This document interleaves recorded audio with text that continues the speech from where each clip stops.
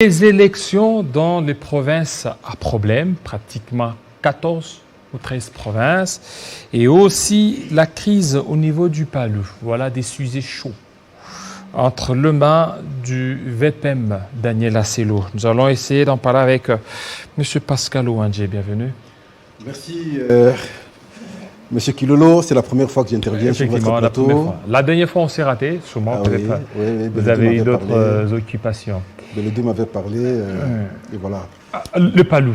Qu'est-ce qui se passe au niveau du Palu? Le Palu El Mayobo, Palu El Makiashi. Et on a vu le gouverneur prendre une décision en faveur du Palu El Makiashi. Oui, parce qu'ici, il s'agit de l'acte que le vice-premier ministre de l'Intérieur, Daniel Assello, a pris après l'arrêt de la Cour de cassation sur le dossier. Qu'est-ce qui s'est effectivement passé? Au départ, c'est une guerre à l'interne. Entre les deux Palus. À l'interne, entre les fils Palus. Parce qu'il s'agit d'un fait privé, le parti politique. Alors, il y avait d'abord le camp Makiashi, qui avait organisé son congrès à son temps, et le camp Mayobo, qui devait également aussi organiser le congrès. Mais c'est Mayobo qui va aller en justice à Matete, estimant pour lui que Makiashi ne pouvait pas engager le parti. C'est lui qui va en justice. Et là, il va constater lui-même que les choses allaient à sa défaveur. Il quitte Matete, il vient maintenant à la Cour de cassation. Et la Cour de cassation rend son arrêt. 1. L'arrêt ne reconnaît pas Mayobo comme secrétaire général du parti. Comme c'était au dernier ressort cet arrêt, il ne peut en aucun cas et plus jamais engager le parti. Maintenant, l'arrêt vient chez le vice-premier ministre et ministre de l'Intérieur. Il constate, lui, que la justice a pris une telle position pour le compte du parti Palu. Et en tant que ministre, il prend acte. Le fait qu'il ait pris acte,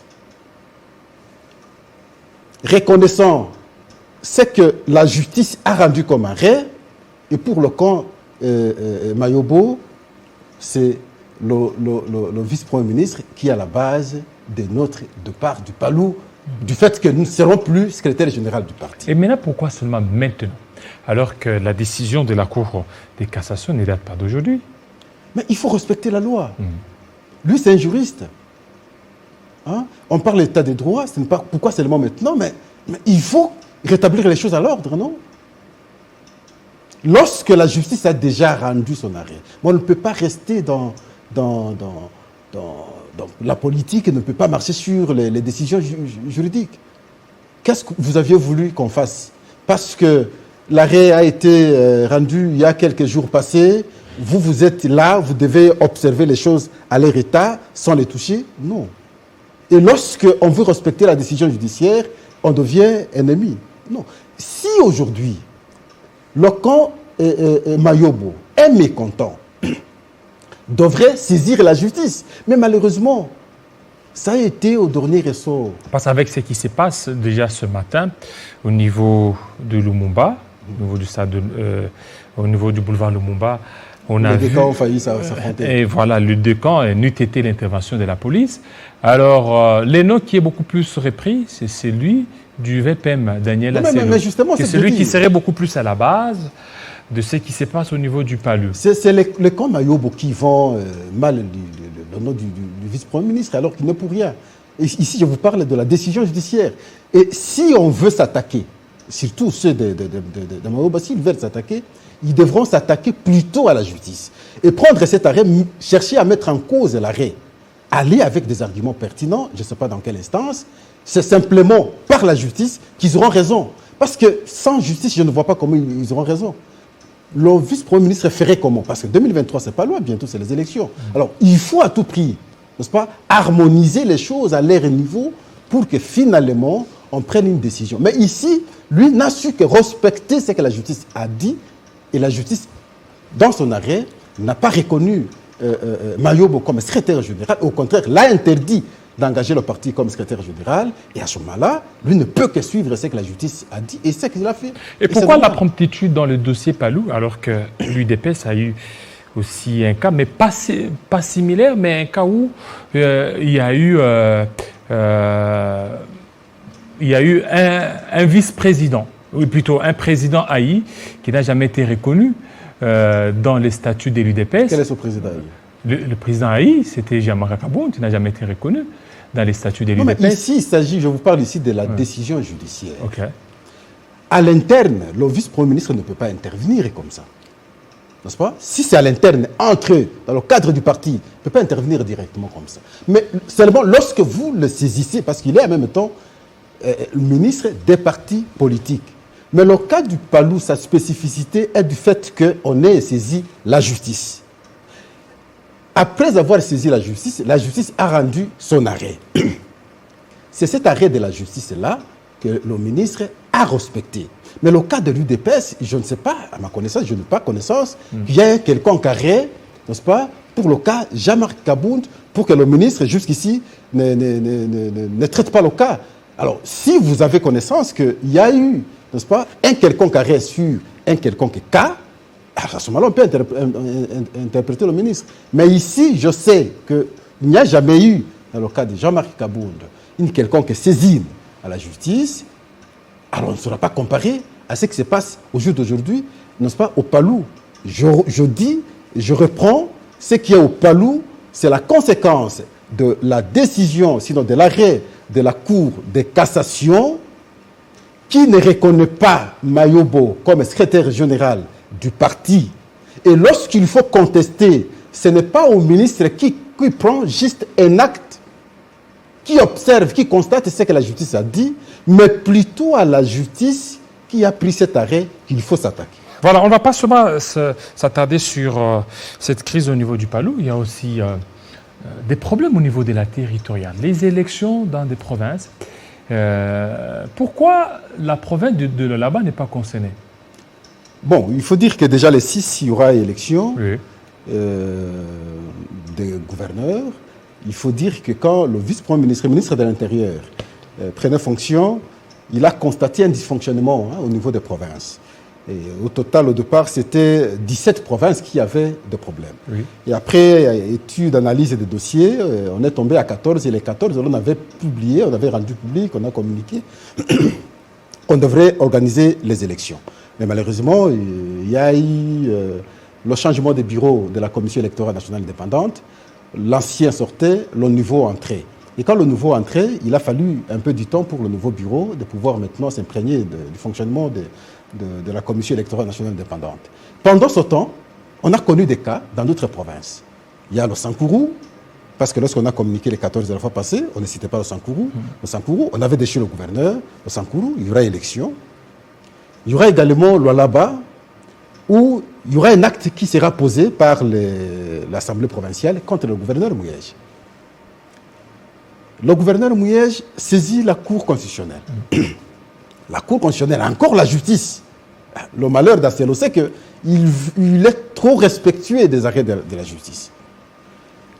La Cour constitutionnelle constate au fait que ce qu'on a fait, ce que l'Assemblée provinciale a fait, n'était pas un acte de la déchéance, mais plutôt on avait retiré confiance au gouverneur.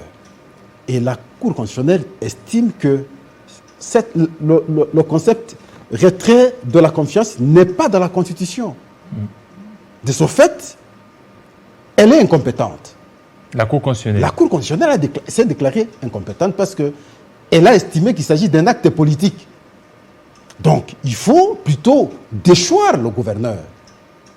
Mais jusqu'ici, l'acte de déchéance n'est pas encore arrivé à la Cour constitutionnelle, moins encore au ministère de l'Intérieur. Donc aujourd'hui, Mouyej peut rentrer. Sur le plan légal, oui, il est supposé être reconnu gouverneur. Mais parce qu'il y a eu cet acte de retrait de confiance, la coopération avec l'instance qui lui a fait roi ne sera pas possible. Donc il faut attendre jusqu'à ce qu'on va harmoniser les choses pour qu'il rentre. Oui, mais parce qu'il était ici il attendait qu'il ait l'autorisation de pouvoir regagner Kolwezi. Jusque-là. Mais c'est comme ça que je dis, parce qu'il y a un acte politique. On l'a retiré confiance par les députés provinciaux. Il faut attendre jusqu'à ce que ces députés provinciaux reviennent à la raison. Le contraire, c'est qu'il faut trouver une autre formule. Est-ce qu'il va rentrer? Est-ce qu'il va partir parce il y aura une motion de défiance? Mais là, par rapport à ça, lui, en tant que le vice-premier ministre, ministre de l'Intérieur, il peut aussi jouer sa carte. Il peut aussi faire tout pour harmoniser, parce que là, les choses semblent être bloquées au niveau de la province. Mais il ne peut pas s'imposer aux députés, moins encore aux assemblées provinciales. Ici, l'assemblée provinciale de là-bas, il ne peut pas dire, bon voilà, les députés, vous devez faire ça. Non, c'est aux députés, parce qu'il s'agit d'une institution provinciale. Donc, il faut que les députés prennent une décision c'est à leur niveau d'organiser le fonctionnement des institutions provinciales d'abord. Les députés, c'est les députés qui élisent les gouverneurs. C'est les députés qui ont pris cet acte-là, retirant la confiance du gouverneur. C'est aux députés de voir ce qu'ils pourront faire et lui va tirer des conséquences. Ici, je dois vous informer que c'est un juriste, c'est un avocat. On avait un cas pas longtemps ici du Congo central. Voilà, d'ailleurs. Respectueux. Congo central. Je vais vous expliquer ici. Le fait qu'il y a eu un arrêt de la Cour constitutionnelle, lui a pris, n'est-ce pas, sa décision se basant sur l'arrêt de la Cour constitutionnelle. Tout ce que le Conseil d'État faisait ne pouvait pas produire d'effet. On engageait le débat avec les amis ici. Où en sommes-nous? Bientôt, c'est les élections, vous avez suivi. Même les Monantiers est allé déposer la candidature. Parce que le Conseil d'État n'avait pas compétence d'apprécier les actes de la Cour constitutionnelle. Il s'est agi d'un arrêt de la Cour constitutionnelle. Et alors, on devrait se limiter simplement à appliquer. Et lorsqu'il est venu, en sa qualité de juriste, il a estimé qu'on était en violation de la loi. L'arrêt est là, il faut appliquer la loi. Et il a appliqué la loi. Aujourd'hui, nous parlons plutôt des élections au Congo central. Peu importe ce que le Conseil d'État a fait. Donc vous en passez de la décision du Conseil d'État? Non, ce n'est pas s'en passer. C'est le Conseil d'État, n'est-ce pas, qui ne savait pas comprendre qu'il y a eu un arrêt de la Cour constitutionnelle que même lui devrait, en tout cas, respecter, parce qu'il n'a pas compétence d'apprécier les arrêts de la Cour constitutionnelle. La faute, c'est au Conseil d'État. Alors, au niveau du Sud Kivu, Ngouabidje est rentré. Ngouabidje a été réhabilité par la Cour constitutionnelle. Réhabilité par la Cour constitutionnelle, on n'a pas de choix que de rentrer. Là encore, même si il y a des contestations, je ne sais pas si c'est par qui, au Sud Kivu, mais à partir du moment où il a été réhabilité par la Cour constitutionnelle, il ne peut que rentrer. Je pense qu'il est rentré aujourd'hui. Bon, le gouverneur, il a été réhabilité, il doit reprendre maintenant son fauteuil. Parce qu'on a vu les calendriers des élections au niveau des provinces, seulement la province du Sankourou. Pourquoi seulement les Sankourou? Alors qu'on attendait dans d'autres provinces aussi. Quelle province encore? Oui, mais il y a des provinces à problème. Vous l'avez évoqué. Le Sankourou, on avait déchu le gouverneur. Le gouverneur avait saisi la Cour constitutionnelle. La Cour constitutionnelle a rendu son arrêt. La Cour constitutionnelle a confirmé son départ, sa déchéance. Et c'était normal qu'on aligne le Sankourou parmi les provinces qui devraient maintenant organiser les élections pour avoir de nouveaux gouverneurs. Et c'est comme ça qu'on a aligné le Sankourou. Les gens ont commencé à crier au début, lorsque la CENI communiquait, ça fait des routes, parlait des 14 provinces qu'on avait communiquées avant. On a cru que le Sankourou n'était pas aligné. Mais finalement, la Commission électorale nationale indépendante a informé, n'est-ce pas, l'intégration finalement de la province du Sankourou pour l'organisation des prochaines élections. C'est normal parce que le dossier de l'ancien gouverneur est déjà clos au niveau de la Cour constitutionnelle. Peut-être vous voulez évoquer la question du gouverneur du Nord-Ubangi. Oui, mais parce qu'il faut lire l'article 160 de la loi électorale. Il a été actif, il a saisi, il a déposé sa démission au chef de l'État. Parce que la loi dit, l'article 160 de la loi électorale, lorsque un gouverneur est déchu par la motion de défiance ou de censure, il a 24 heures pour déposer sa démission auprès du chef de l'État. Et le gouverneur l'a fait. Maintenant, il faut attendre le chef de l'État, n'est-ce pas, de prendre acte. C'est simplement après qu'on va apprécier s'il doit partir définitivement, s'il ne doit pas partir. Cette disposition, il faut souvent qu'on les voit, qu'on explique parce que les gens ne comprennent pas. Généralement, que font les gouverneurs? Au lieu de respecter l'esprit maintenant de l'article, les gouverneurs vont directement saisir la Cour constitutionnelle. Quand vous saisissez la Cour constitutionnelle, d'office, c'est votre vice-gouverneur qui expédie les affaires courantes jusqu'à l'organisation des prochaines élections. C'est le cas que nous avons connu dans plusieurs provinces. Alors, lorsque vous avez saisi, vous serez obligé maintenant d'attendre jusqu'à ce que la Cour constitutionnelle va, en tout cas, trancher sur votre cas. Et si la Cour vous réhabilite, vous repartez comme gouverneur. Si la Cour confirme votre déchéance, vous partez et votre vice reste jusqu'à l'organisation des prochaines élections. Je pense, de mon point de vue, la bonne démarche pour les prochains gouverneurs qui seront déçus, c'est de déposer d'abord rapidement la démission auprès du chef de l'État.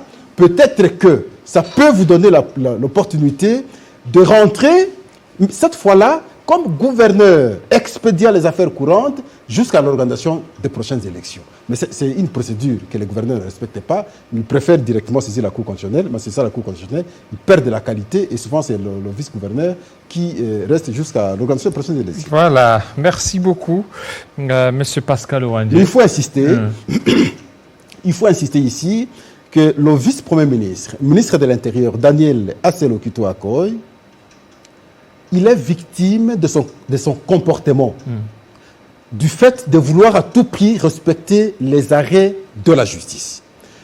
Il s'aligne derrière les arrêts de la justice. Mais parce que nous sommes habitués par le passé de voir la politique marcher sur les décisions de la justice, et aujourd'hui, on croit qu'on doit continuer dans cet élan plutôt en marchant sur les décisions de la justice. Lui, en tant que juriste, il estime que ce n'est pas une bonne chose. Il faut respecter la justice. Si l'État respecte la justice, cet État-là va facilement, en tout cas, avancer ou prendre un autre élan. Et c'est son comportement qu'il affiche maintenant à la tête du ministère de l'Intérieur. Malheureusement, il est incompris. Mais je crois que les plus avertis de la société comprennent qu'il est dans la bonne voie parce qu'il respecte les arrêts de la justice. Voilà, merci beaucoup, M. Pascal Ouandje. Vous êtes analyste politique, vous êtes aussi conseiller. Ah oui, je suis conseiller en charge de la communication, des questions stratégiques. Effectivement, au ministère. Voilà, merci. On va parler aussi toujours de la territoriale. Cette fois-ci, ça sera au niveau du Kasaï oriental. Tout de suite.